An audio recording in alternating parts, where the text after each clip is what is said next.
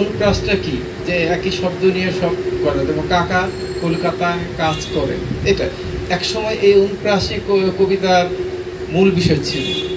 এর মধ্যে স্বরবৃত্ত, অক্ষরবৃত্ত, মাত্রাবৃত্ত ছন্দগুলো ছিল।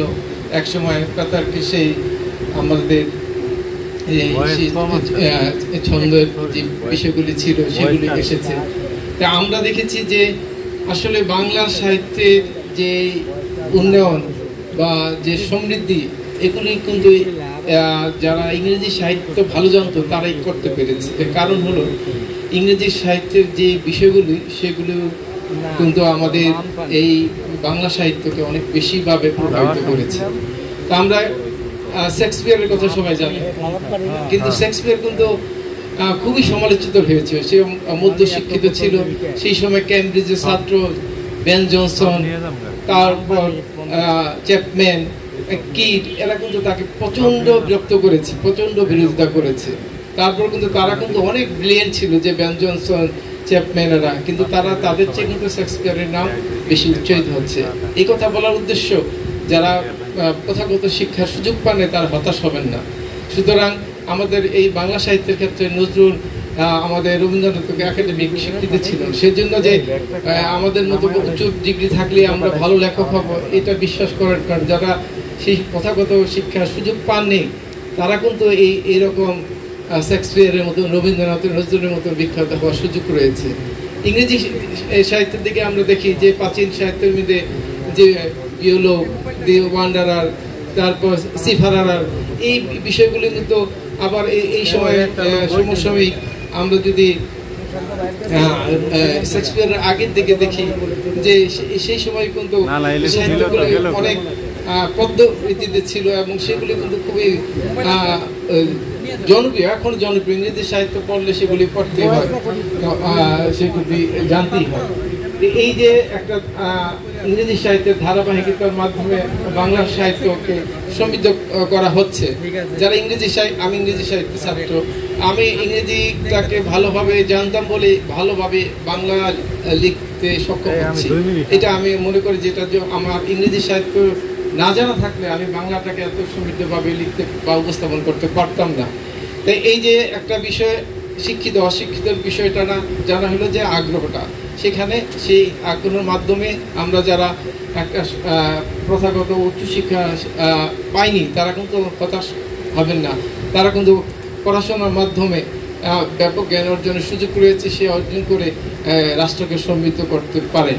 এই সুযোগটা তাদের মধ্যে কিন্তু রয়েছে।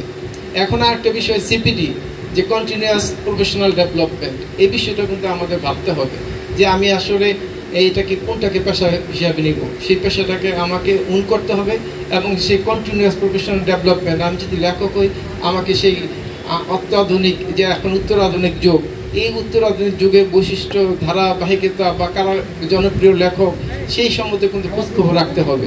তাহলে কিন্তু আমাদের লেখাগুলি আরও সমৃদ্ধ হবে। আমার যে গত বইমেলায় উত্তরাধুনিক লেখক নিয়ে একটা বই লিখেছি আমি, সেটা পাবলিক লাইব্রেরি সরকারভাবে ক্রয় করেছে।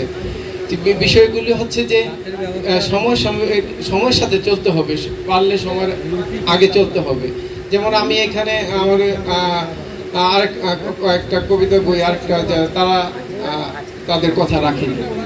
অনেকে বলে যে আমি বড় কবিতা কেন লিখি না, আমার ছোট কবিতাও রয়েছে যেখানে যেটা প্রয়োজন সেখানে একটা কিছু কিছু ভাব অত সহজে শেষ করা যায় না, একটু বড় হয়ে যায়। আবার কিছু কিছু ভাব অল্প কথাতে শেষ করা যায়। যেমন এখানে এই বইটাতে কিন্তু ছোট ছোট কবিতাও রয়েছে, যেমন হংকং সম্বন্ধে, সিঙ্গাপুর সম্পর্কে ছোট ছোট কবিতা রয়েছে, আবার বড় বড় কবিতা রয়েছে। কবিতার বিষয়গুলো আমাদেরকে এখন ভাববার বিষয় হয়েছে, কারণ কবিরা কিন্তু রাষ্ট্রকে অনেক বেশি কিছু দিতে পারে, তাদের চিন্তা থেকে রাষ্ট্র অনেক দূর এগিয়ে যেতে পারে, তাদের স্বপ্ন থেকে রাষ্ট্র প্রতিনিধিরা সব কিছু বাস্তবায়ন করতে পারে। এখন সেই বাস্তবায়নের ক্ষমতা সবচেয়ে বেশি কাদের? সবচেয়ে জনপ্রতিনিধিদের। তারা কিন্তু ডিসিশন মেক বাস্তবায়ন করে, তারপরে ধাপের সচিবরা, তারপরে মাঠ পর্যায়ে কর্মকর্তারা। তাই সেজন্য আমাদেরকে যে এই সব কিছু বদলে যাবে এটা কিন্তু আসল বিষয় না। এরপরে আমার আরও, এটা আমার প্রিয় কবিতা আমি বলবো না, এরপর আমার একটা কবিতা রয়েছে, একজন আসবেন। সেই কবিতাটা প্রায় 150-200 লাইনের মতন হবে, সেটা থিম অন্যরকম। আরেকটা কবিতা এখানে এই বইতে রয়েছে যে তোমাদেরকে সত্যবাদিতা ও দেশপ্রেমে বাধ্য করা হবে, ওটা আমার একটা প্রিয় কবিতা।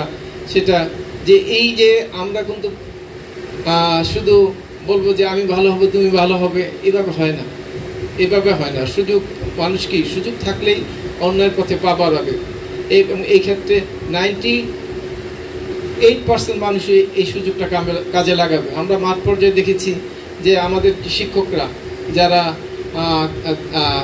ক্লাস ছাড়া অন্য কোনো কাজ না, তারা সব থাকে, কিন্তু যখন তারা অফিস প্রধান হয়ে যায়, হেডমাস্টার, প্রিন্সিপাল, তারা তখন কিন্তু তারা আর প্রশ্নবিদ্ধ হয়ে যায়। অর্থাৎ সুযোগ পেলে কিন্তু মানুষ খারাপ হয়ে যায়।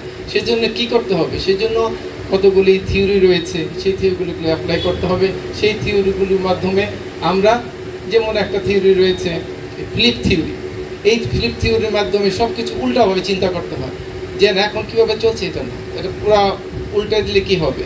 এইভাবে অনেকগুলি থিওরি রয়েছে, সেই থিওরিগুলিতে আমরা চিন্তা করলে কিন্তু আমাদের রাষ্ট্রকে আমরা খুব দ্রুত উন্নয়নের দিকে নিয়ে যেতে পারি। যে এখন রাষ্ট্রের কী অবস্থা? রাষ্ট্রের অবস্থা তো খুব ভালো নয়।